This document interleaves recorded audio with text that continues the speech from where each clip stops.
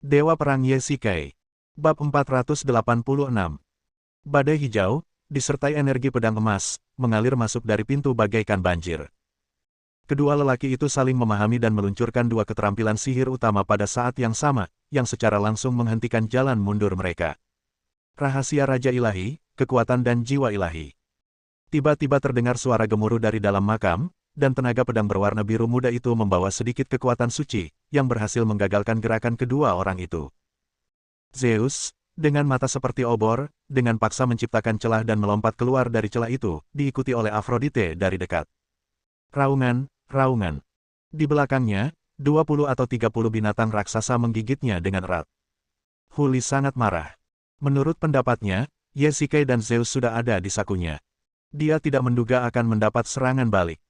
Zeus tiba-tiba berbalik dan menembakkan beberapa cahaya biru dari elemen air di tangannya, menargetkan binatang buas raksasa di belakangnya.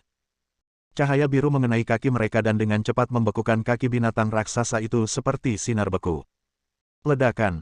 Tanpa tenaga kaki mereka, binatang-binatang raksasa di barisan terdepan itu jatuh ke tanah satu demi satu bagaikan kuda liar yang menghantam tali jerat. Zeus berjalan melewati orang-orang di istana dunia bawah, dan semua orang segera menjadi waspada. Mungkin dia ingin memanfaatkan kemalangan mereka saat ini, terutama sekarang karena Ye-Shikai masih koma. Tetapi Zeus tampaknya tidak tertarik pada orang banyak itu. Dia menatap mereka dengan dingin lalu pergi.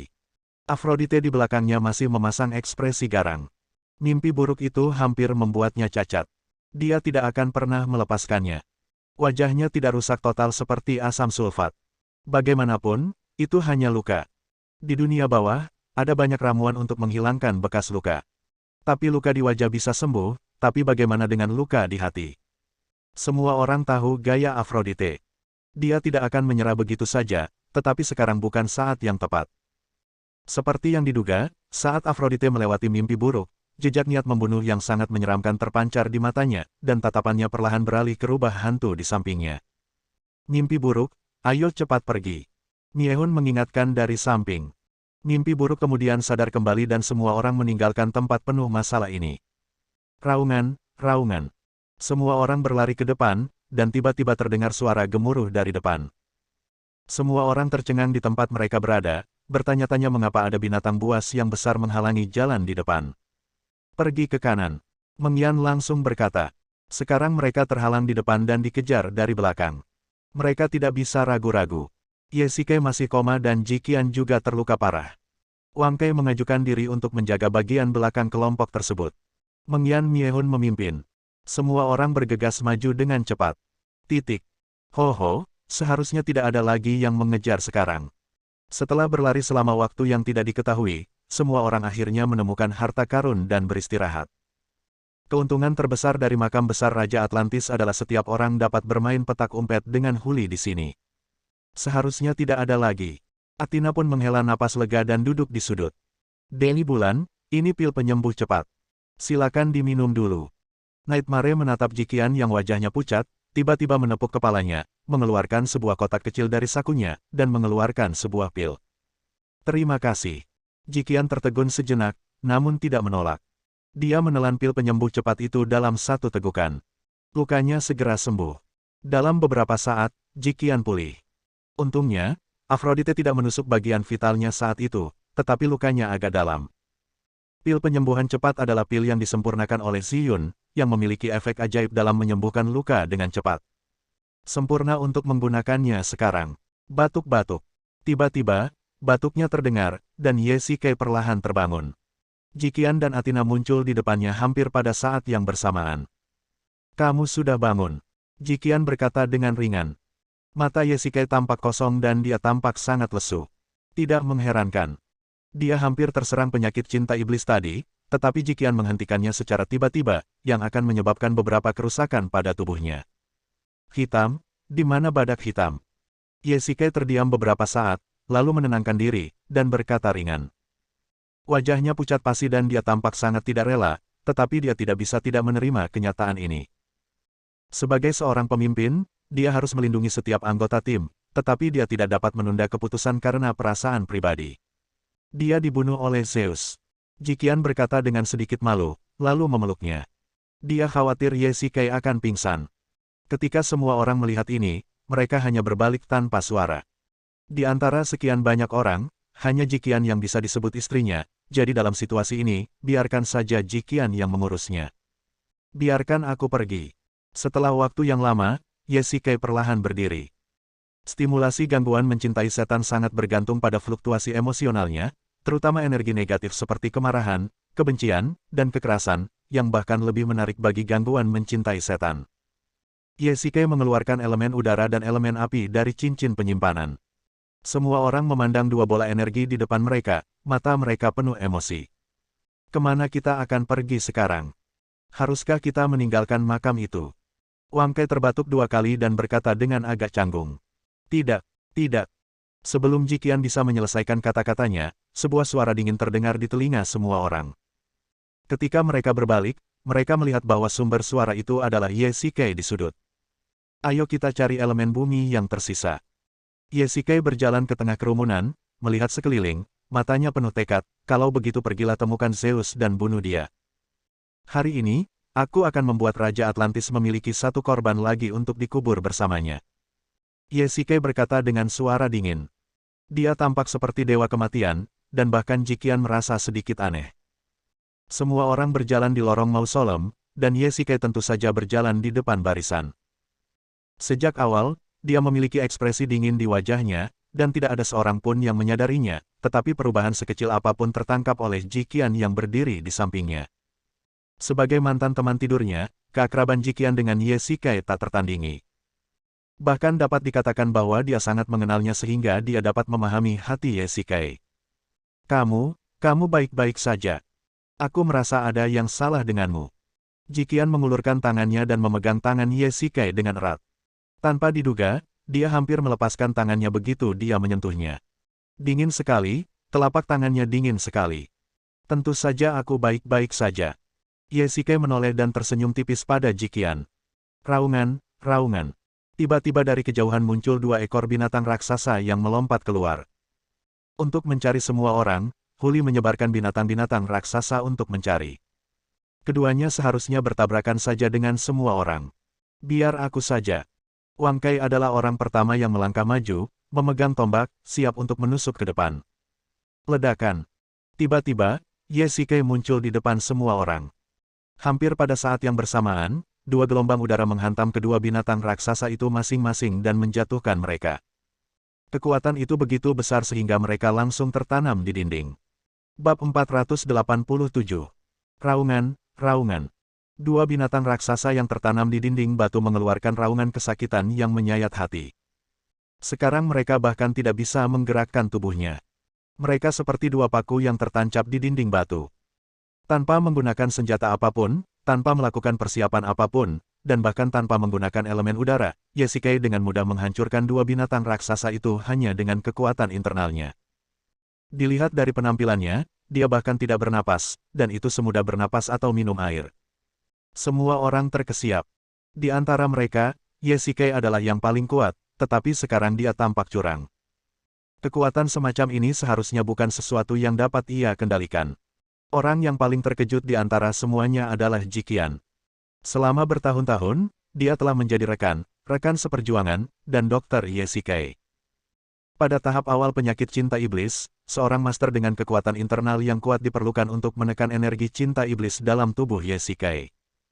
Kandidat terbaik untuk peran ini adalah Jiqian. Mengetahui kondisi Ye Shikai dengan baik, dia tidak asing dengan pemandangan di depannya. Saat penyakit cinta iblis Ye Shikai mewabah, dia bagaikan dewa pembunuh, tak terkalahkan, sama seperti sekarang.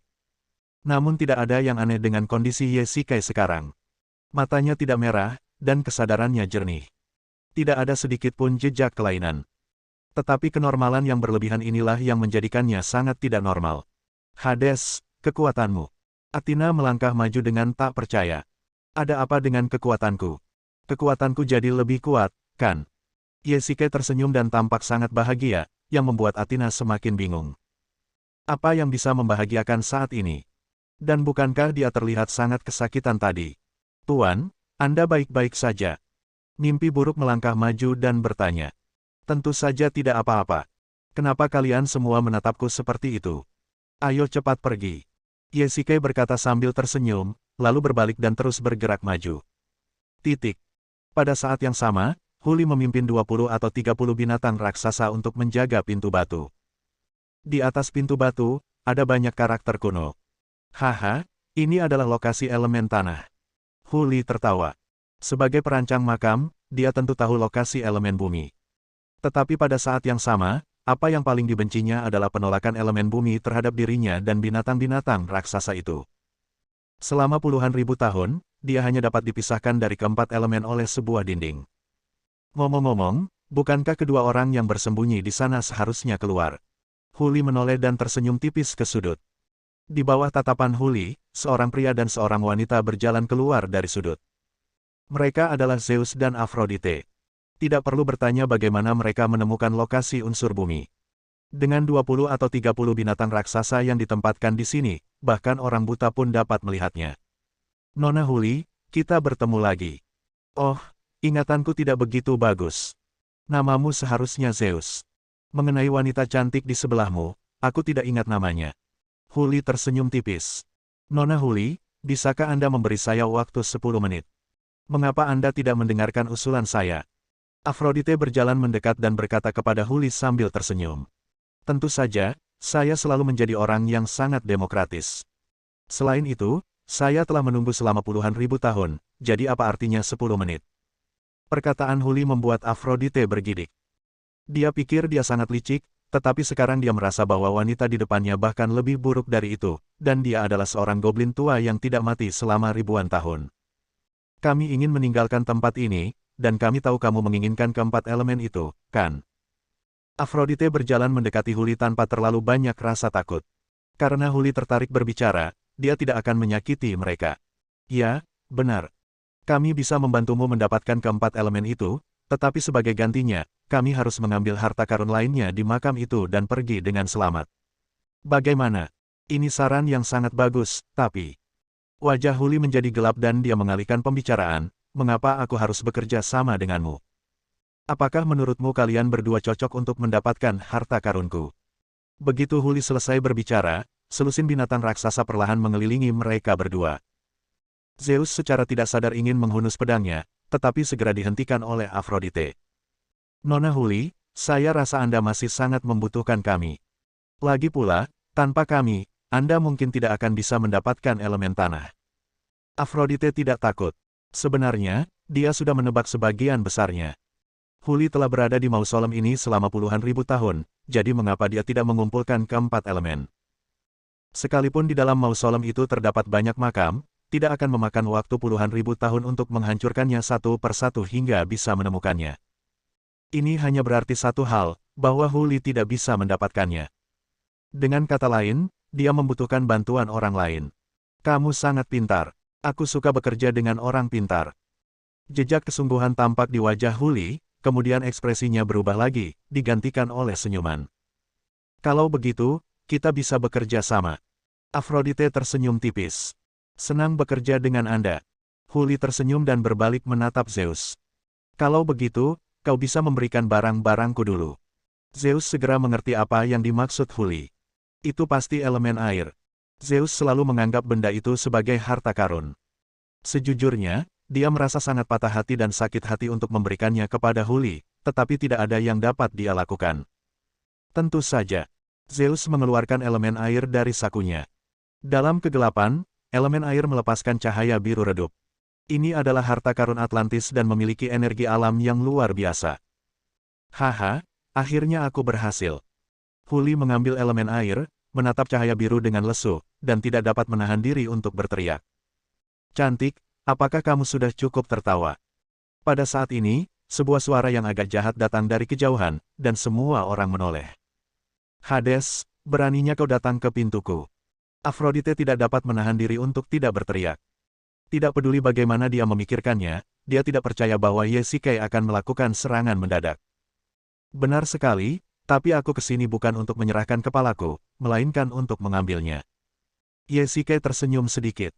Aphrodite mengerutkan kening. Dia merasa bahwa Yesikei di depannya sangat tidak normal. Baik perilakunya maupun nada bicaranya benar-benar berbeda dari gaya biasanya. Kalau saja tidak ada beberapa orang dari istana dunia bawah di sekitarnya, Aphrodite pasti akan benar-benar meragukan apakah Yesike ini adalah orang lain yang berpura-pura menjadi dirinya. Benarkah? Kalau begitu aku ingin melihat bagaimana caramu mengumpulkan kepala. Huli melambaikan tangannya, dan 6 binatang raksasa bergegas menuju Yesike. Formasi cahaya bulan, Jikian hendak mengaktifkan formasi ketika dia dihentikan oleh Yesike. Elemen udara, kumpulkan udara menjadi bilah. Yesike menunjukkan senyum jahat di wajahnya, dan bila udara lavender mengembun di tangannya, dan dia mengayunkannya ke depan dengan ganas. Kepala 6 binatang raksasa itu jatuh ke tanah dan berguling-guling seperti bola sepak. Bab 488. Ye Tua sangat kuat. Wang Kei berteriak, dan suara 6 kepala menggelinding diiringi oleh seruan orang banyak. Semua orang menarik napas dalam-dalam. Ini adalah 6 binatang raksasa. Sebelumnya, 6 binatang raksasa itu dapat menghancurkan lebih dari selusin praktisi, tetapi sekarang, mereka dibunuh hanya dengan 1 bilah udara. Yesike melambaikan tangannya dengan lembut dan mengambil kembali elemen udara. Tindakan ini membuat Huli sedikit gelisah. Dia mengandalkan jumlah dan kekuatan binatang raksasa itu dan mengira dia telah menang. Tapi ini terjadi. Kekuatan Yesike telah meningkat pesat. Yang mulia sungguh perkasa. Bahkan Nightmare yang biasanya diam pun tak dapat menahan diri untuk berseru. Semua orang sangat terkejut. Dengan gaya bertarung seperti ini, tidak peduli berapa banyak monster raksasa yang ada, itu tidak akan berguna. Semua orang menghela napas lega, kecuali Jikian. Dia berdiri tidak jauh dari sana, menatap Yesike dengan ekspresi khawatir di wajahnya. Aphrodite, karena kita ingin bekerja sama, kamu juga harus menunjukkan ketulusan. Huli menggelengkan kepalanya, dan ekspresi seriusnya sedikit pulih. Dia menoleh pada Aphrodite dan Zeus dan berkata, "Tentu saja, saya juga berharap Nona Huli dapat mendukung saya." Wajah Zeus tidak jauh lebih baik. Saat dia berada di Gunung Suci, dia menderita akibat amukan Yesike.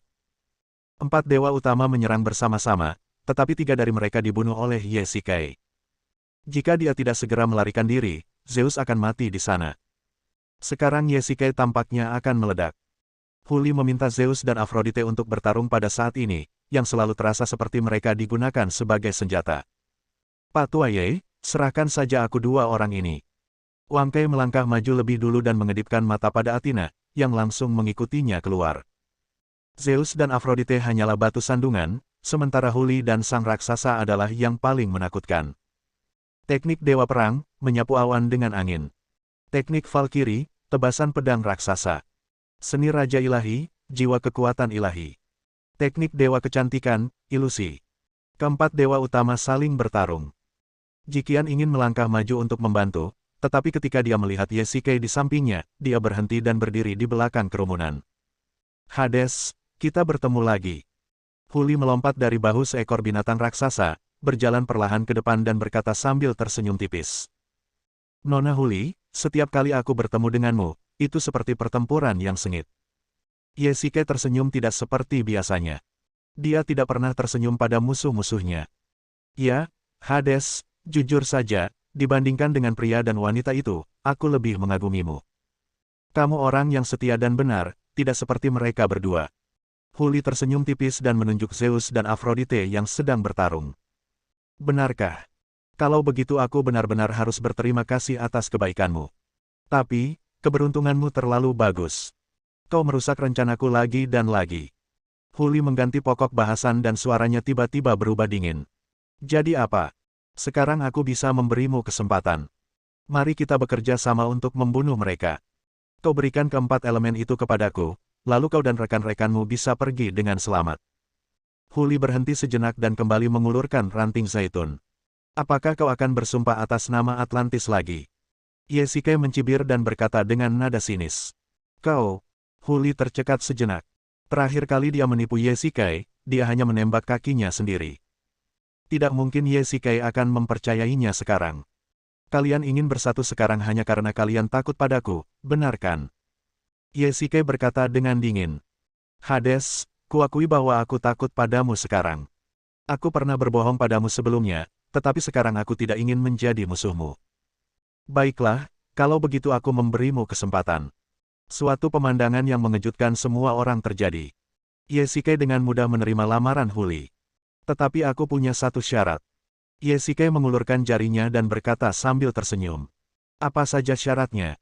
Katakan padaku. Saya membutuhkan keempat elemen untuk menyelamatkan hidup saya, jadi saya tidak akan menolak keempat elemen ini. Mustahil. Huli menolak dengan tegas. Jika dia ingin menjadi Raja Atlantis, dia harus memiliki keempat elemen ini. Selain itu, ini adalah harta karun Atlantis yang paling besar. Huli tidak akan pernah menyetujui hal ini, apapun yang terjadi. Kalau begitu, tidak ada yang perlu dibicarakan. Kita mulai saja. Zeus membunuh saudaraku, aku harus mengambil nyawanya, dan aku juga menginginkan nyawamu. Yesike berkata dengan dingin, dengan senyum tipis di bibirnya. Rahasia Pluto, klon bayangan. Yesike menggerakkan tubuhnya dan menerkam Huli seperti kilatan petir. Ayo. Huli melambaikan tangannya, dan 20 atau 30 binatang raksasa menyerbu ke depan. Tiba-tiba, lebih dari selusin klon muncul di tempat itu dan sepenuhnya menahan binatang buas raksasa itu. Wajah Huli serius. Dia pernah melihat teknik cloning Yesike sebelumnya, tetapi dia tidak menyangka efeknya akan begitu mengejutkan. Hades, kau memaksaku melakukan ini. Huli meraung, dan tiba-tiba seluruh tanah bergetar. Ledakan, ledakan, ledakan. Tanah bergetar pelan, dengan kekuatan yang besar. Jelas tidak mungkin seekor binatang saja yang mengeluarkan suara itu. Akan tetapi, frekuensinya sangat teratur, jadi kecil kemungkinannya kalau itu adalah sekelompok binatang. Wajah Jikian tiba-tiba menjadi pucat. Mungkinkah? Raungan, raungan. Suara itu makin lama makin keras, dan benda itu makin dekat. Perlahan-lahan seekor binatang raksasa berjalan keluar dari kegelapan. Itu benar-benar hantu. Mimpi buruk perlahan mengangkat kepalanya, menatap binatang raksasa itu, dan mengerutkan kening. Binatang raksasa itu berdiri, tingginya 7 meter, dengan 8 mata pada wajahnya yang buruk rupa, satu lengan lebih tebal dari pinggang pria gemuk, dan cakarnya sepanjang manusia. Ini adalah Big Mac di antara binatang raksasa. Huli pernah berkata sebelumnya bahwa ayahnya, Tutankhamun, mengembangkan ramuan yang dapat mengubah orang menjadi setengah manusia, setengah binatang yang mematuhi perintah. Jadi, raksasa ini bermutasi dari manusia, jenis apa? Longka, bunuh mereka semua. Huli berteriak, dan binatang raksasa itu juga mengangkat kepalanya dan meraung, menghancurkan dinding batu dengan salah satu cakarnya yang tajam seolah sedang melampiaskan amarahnya, dan benar-benar menghancurkan sebuah lubang besar di dinding batu tersebut. Sungguh kekuatan yang dahsyat. Miehun berkata dengan waspada. Tepat saat dia selesai bicara, raksasa itu sudah berlari di depannya. Dengan langkah besar, ia melintasi jarak 20 hingga 30 meter dalam waktu 2 atau 3 detik. Sebuah cakar jatuh dengan ganas, dan Miehun tanpa sadar mengangkat pedangnya untuk menangkisnya. Ledakan. Di bawah kekuatan yang dahsyat, bola penghancur jiwa melayang seperti bola golf dan menghantam dinding batu dengan keras. Minggir. Nightmare berteriak, membalikkan tubuhnya ke samping, memeluk Phantom Fox dengan erat, dan menghindari cakar yang mematikan. Brengsek. Melihat Sol Mending terluka, Moji menjadi marah. Dia dengan cekatan melompat ke tubuh binatang buas itu, menghindari cakarnya dan benar-benar melompat ke kepalanya. Menemukan saat yang tepat, dia menusuk mata binatang itu dengan pedang lembut di tangannya. Bab 489. Kelakuan Putri Iblis itu gila. Dia membutakan salah satu mata monster super itu dengan pedang lembutnya, dan memanfaatkan penyakitnya untuk membunuhnya. Sang Putri Iblis menghunus pedangnya lagi dan membutakan mata lainnya. Raungan, raungan. Binatang super itu menjerit kesakitan dan menjulurkan kedua cakarnya yang tajam ke atas kepalanya, mencoba meraih gadis ajaib. Tentu saja, gadis ajaib juga menyadari hal ini, lalu mengetukkan jari kakinya dan membalikkan badannya untuk menghindari cakar kanan binatang buas itu. Namun, saat binatang itu berada di udara, cakar kirinya mengenai pinggang gadis ajaib dan melemparkannya ke dinding batu seperti bola. Teknik Dewi Bulan, jatuhnya bintang. Pada saat ini, Jikian tidak lagi peduli untuk menatap Yesike. Dia langsung melambaikan tongkatnya, dan beberapa sinar cahaya putih perak mengenai kepala binatang raksasa itu seperti meteor. Dentuman, dentum. Cangkang keras menutupi tubuh binatang raksasa itu, yang sebenarnya menghalangi sebagian besar kerusakan dari bintang jatuh. Namun, seberkas cahaya perak kebetulan mengenai mata binatang raksasa itu. Tiba-tiba, 3 dari 8 matanya yang seperti laba-laba menjadi buta.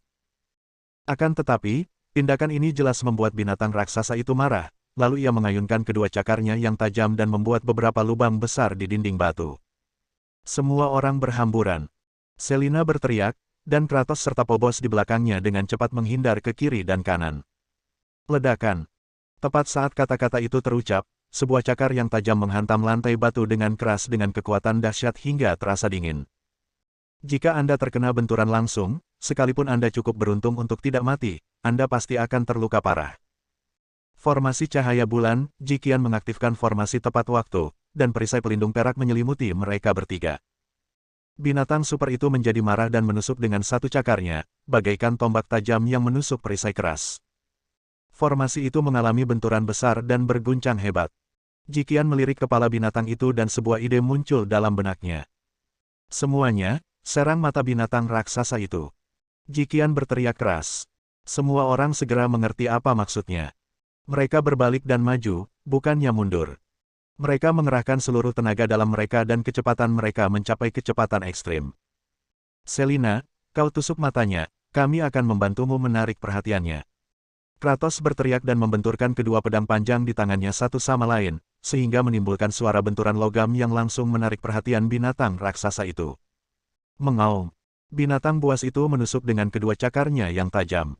Kratos berusaha sekuat tenaga untuk menghindar. Pada saat yang sama, Selina dengan lincah melompat ke punggung binatang itu dan melompat ke udara. Binatang raksasa itu segera menyadari kalau ada yang menyerangnya dari belakang, tetapi langkahnya masih terlalu lambat. Ketika ia mengangkat kepalanya, ia melihat sebilah pisau tajam jatuh dari udara, mengarah ke matanya. Mengaum. Selina berhasil. Jiqian merasa gembira sesaat, tetapi reaksi binatang itu pun tidak lambat. Kedua cakarnya yang tajam telah terentang ke kiri dan ke kanan, menusuk langsung ke arah Selina. Rangkaian cahaya bulan. Jiqian segera mengaktifkan arai, dan perisai pelindung perak muncul di kiri dan kanan Selena tepat pada waktunya. Biar aku saja. Pada saat yang sama, Miehun dan Moji juga pulih dan segera bergabung dalam pertempuran. Mereka mengepung binatang super itu dan menggunakan pelecehan, serangan mendadak, dan pembagian kerja untuk membutakan matanya. Titik. Sepertinya monstermu yang bernama Longka itu kuat di luar tapi lemah di dalam, dan hanya sebuah pajangan. Di kejauhan, lebih dari selusin klon benar-benar membunuh 20 atau 30 binatang raksasa dan akhirnya berkumpul bersama dengan tubuh aslinya. Yesike memandang pertempuran di kejauhan dan sudut mulutnya sedikit terangkat. Tidak peduli seberapa kuatnya Huli, dia kalah jumlah. Istana dunia bawah, kuil perang, kuil bulan, kuil Valkyrie, 4 dewa utama ditambah banyak master hampir menempati setengah dari dunia bawah tanah. Dapat dikatakan jika mereka menginjak tanah, seluruh dunia bawah tanah akan bergetar 3 kali. Benarkah? Sepertinya puluhan ribu tahun waktu luang telah membuat mereka malas. Mereka bahkan tidak bisa berurusan dengan beberapa orang luar. Huli mendengus dingin, mengeluarkan cambuk lembut dari pinggangnya, dan perlahan melangkah maju. Apakah kamu akan bertarung secara langsung? Sekilas ekspresi terkejut terpancar di mata Yesike, lalu berubah menjadi penghinaan dan ejekan. Entah mengapa, dalam keadaan normal, meski lawannya seorang wanita, dia tidak akan meremehkan musuhnya. Tetapi hari ini, dia tampak kerasukan dan perilakunya tidak seperti biasanya. Ya, sepertinya aku harus berurusan denganmu secara pribadi. Huli tersenyum tipis. Dia seharusnya tahu kekuatan Yesike, tetapi dia tidak takut sama sekali. Hal ini membuat Yesike memiliki firasat buruk dalam benaknya. Mungkinkah Huli adalah seorang ahli kultivasi dan kekuatannya tidak kalah dengannya? Aku tidak suka memukul wanita. Wajah Yesike bergetar dan dia mengatakannya dengan tenang. Benarkah, Hades? Jika kau diberi kesempatan, aku khawatir kau akan lebih ingin membunuh wanita itu daripada orang lain. Huli tersenyum menghina dan menunjuk ke arah Aphrodite yang sedang bertarung. Itu benar. Begitu Yesike selesai berbicara, dia merasakan hembusan angin dingin menerpa wajahnya. Ini, cambuk lembut. Patah. Yesike menghindar dengan keras, tetapi sisa ekor cambuk itu masih menyapu pipinya, menyebabkan rasa sakit yang hebat. Kamu sungguh hebat. Aku meremehkanmu. Yesike mengusap bekas merah di pipinya, tersenyum alih-alih marah. Sebuah titik cahaya perlahan muncul di kedalaman matanya. Yang terbaik belum datang. Huli mencambuk dengan keras. Di tangannya, cambuk lembut itu menari seperti ular emas, lembut namun kuat. Cukup bersenang-senang, gadis kecil. Apa? Huli terkejut oleh pemandangan di depannya. Yesike perlahan mengulurkan tangan kanannya dan langsung meraih cambuk itu. Gerakannya lamban sekali, bagaimana mungkin dia bisa menangkap cambuk yang secepat kilat itu. Yang membuat Huli merasa lebih luar biasa adalah dia tidak bisa merasakan fluktuasi kekuatan internal dalam tubuh Ye Shikai. Dari dalam keluar, Ye Shikai tampak seperti orang biasa, tetapi bagaimana mungkin orang biasa dapat menahan cambuk lembutnya? Apa yang sedang kamu lakukan? Tiba-tiba, Ye Shikai perlahan mengendurkan tangannya dan melepaskan cambuk itu. Aku memberimu kesempatan lagi untuk mencambukku. Mulut Ye Shikai sedikit melengkung ke atas, nadanya penuh sarkasme. Apa katamu? Setelah mendengar ini, Huli tertegun. Apa yang dia dengar? Ye Shikai sebenarnya membencinya.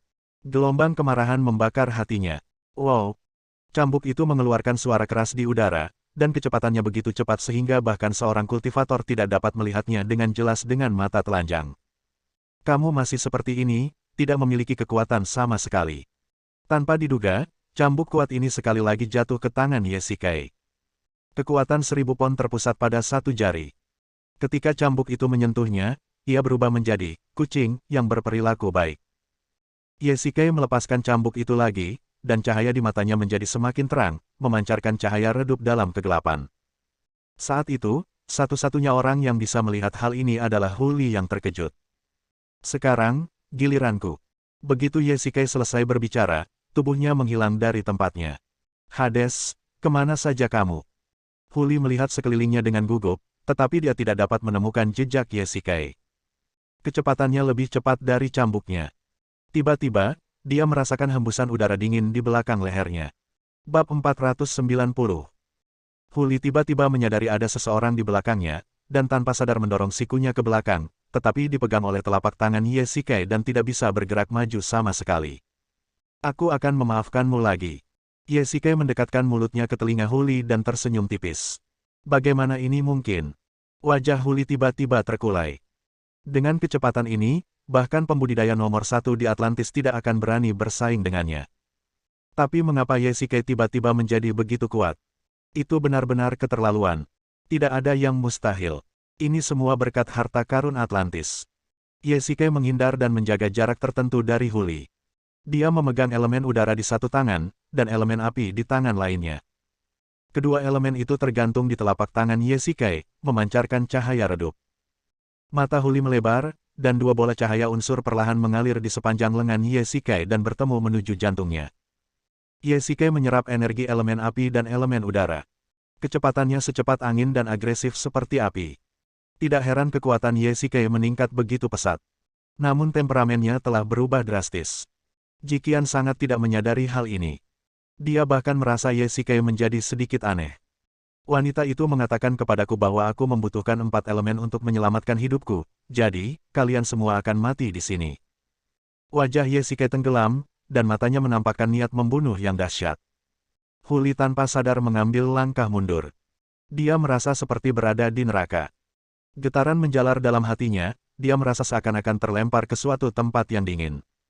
Rasa dingin yang menggigit memenuhi otaknya. Ye Shikai dalam bahaya. Huli hanya ingin berbalik ketika dia merasakan angin sejuk di depannya. Dia tidak tahu kapan Ye Shikai muncul di depannya. Sekarang, giliranku. Ye Shikai melayangkan pukulan dengan santai. Tampaknya pukulan yang mudah, tetapi pukulan itu memiliki kekuatan yang luar biasa. Huli merasakan hembusan angin menerpa wajahnya, yang menyakitkan.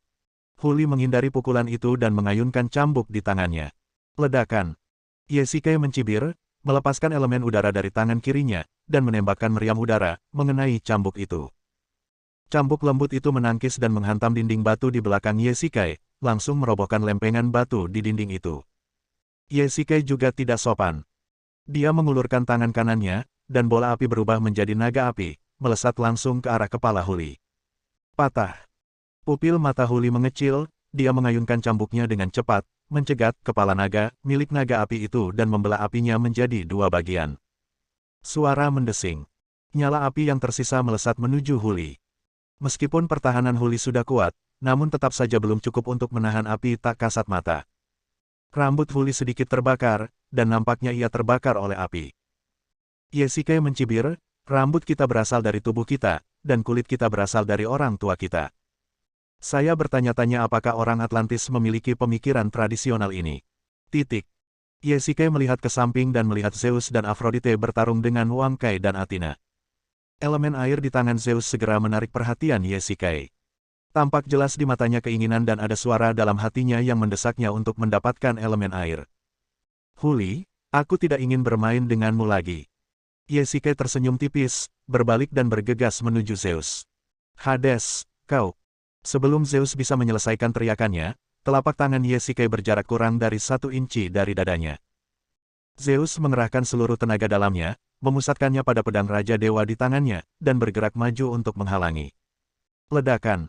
Telapak tangan Yesike menghantam pedang Zeus dengan keras. Kedua energi itu menghasilkan ledakan besar. Keduanya mundur beberapa langkah. Bagaimanapun, pedang Raja Dewa merupakan senjata suci dengan energi yang luar biasa kuat. Zeus berada di belakang pedang Raja Dewa dan tidak mengalami banyak kerusakan. Elemen udara, kumpulkan udara menjadi bilah. Wajah Yesike tampak serius, dan 2 bilah udara terentang dari pergelangan tangan kiri dan kanannya secara bersamaan, dan dia melancarkan serangan combo pada Zeus. Elemen udara adalah sumber angin di alam, dan angin tidak terlihat dan tidak berbentuk. Tetapi di bawah kondensasi kekuatan internal Yesike, bilah udara telah mengambil bentuk pedang, yang dapat memotong besi seperti lumpur dan sangat tajam. Elemen api. Yesike mengaktifkan elemen api dengan tangan kanannya, dan 4 bola api menyembur keluar, mengelilingi Zeus seperti 4 naga api. Semua orang bahkan dapat mendengar samar-samar raungan naga di udara. Tidak ada naga dengan ciri-ciri Cina di totem Atlantis. Naga api ini juga dipadatkan oleh Yesike menggunakan kekuatan internalnya. 4 elemen dapat dikatakan sebagai senjata ajaib para praktisi. Setelah metode pengendaliannya dikuasai, 4 elemen dapat digunakan oleh orang-orang. Semakin banyak pengalaman dalam pengendalian dan semakin terampil pengoperasiannya, semakin besar energi yang dikeluarkan oleh 4 elemen. Huli tercengang saat melihat ini. Dia tidak menyangka bahwa hanya dalam beberapa hari, 4 elemen dikendalikan oleh Yesike dengan sempurna. Sekarang tampaknya Huli sangat menyesali perbuatannya. Jika dia tahu ini akan terjadi, dia tidak akan pernah membiarkan Yesike mendapatkan keempat elemen dengan mudah. Elemen air. Wajah Zeus tampak serius, dia merasakan energi kuat mengelilinginya, amukan api dan suhu tinggi tampaknya akan menelannya kapan saja. Beberapa cahaya biru melesat keluar dari elemen air, membentuk perisai pelindung biru es di sekitar Zeus. Begitu naga api itu menyentuh lapisan es, ia mengeluarkan suara, mendesis seperti memasukkan besi kasar yang ditempa dalam api ke dalam air dingin. Uap air putih dan asap memenuhi udara. Naga api menghilang, dan pada saat yang sama lapisan es mencair. Kedua elemen dengan energi alam bersentuhan dan bereaksi satu sama lain, menyebabkan seluruh mausolem bergetar. Semua orang merasakan lingkungan sekitarnya panas dan dingin, seolah-olah mereka berada di asteris. Yesike tidak banyak bicara, dan terus memenggal kepala Zeus dengan bilah udara di tangannya. Sesaat kebencian terhadap pembunuhan saudaranya muncul lagi dalam hatinya. Zeus ini ditakdirkan untuk mati hari ini. Yesike tampaknya gila. Dia membuka pedangnya ke kiri dan ke kanan, dan terus menebas Zeus. Kecepatan pedangnya semakin lama semakin cepat. Hanya ada satu pikiran yang tersisa di benaknya, yaitu membunuh Zeus, membawa elemen air ke dalam air, dan membalaskan dendam badak hitam. Lambat laun, mata Yesike berubah menjadi merah, dan semburat warna merah muncul dari kedalaman matanya. Wajah Jikian berubah. Mungkinkah gangguan cinta setannya akan muncul lagi? Namun pada kenyataannya, energi dari 2 elemen, api dan ki, seolah terus mengalir ke dalam dantian Yesike, bercampur dengan energi penyakit cinta iblis di dalam dantiannya, bagaikan 2 sisi yin dan yang, saling menahan dan menjaga keseimbangan. Sekaranglah saatnya. Yesike menemukan saat yang tepat, menangkis pedang Zeus dengan tangan kirinya, dan mengayunkan pedang itu dengan tangan kanannya, menusuk pergelangan tangan Zeus. Bilah udara itu membuat tanda berdarah di pergelangan tangan Zeus. Cederanya tidak serius, namun elemen air di tangannya secara tidak sengaja terjatuh dan terlempar ke udara. Bersambung.